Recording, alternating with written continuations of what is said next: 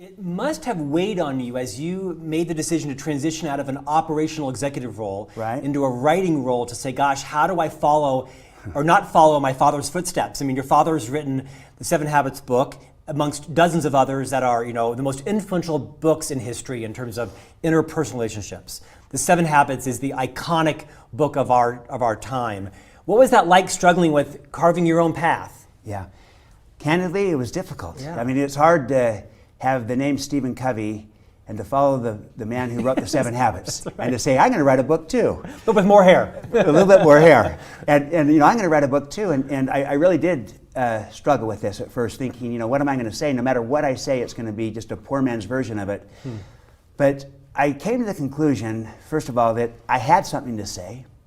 And secondly, that I was just going to be myself and try to follow in the tradition, the legacy of my father, but do it my way. I wasn't going to try to be him. What you've done.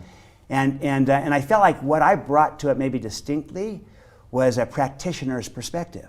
Having spent those 15 years on the business side, building a business, growing a business, and running it, it gave me a perspective that was very distinct and unique for a soft topic like trust to say, this is not soft, this is hard-edged. I know as a practitioner, as a doer of this. And I looked at the stuff on trust out there, and it was either too simplistic or too academic. And I felt like, trust is practical, it's tangible, it's actionable.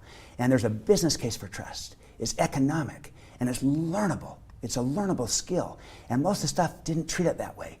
And I felt like there was a real need to have a contribution around how trust is a learnable skill for any leader, any team, any organization. And so I felt like I found my voice. That gave me the courage to kind of take on the demons of following in my father's footsteps and doing something similar to what he had done with writing and teaching. And I kind of took the leap and exercised the courage and the faith and the strength and wrote Speed of Trust and have been really honored and excited by the good things that have happened.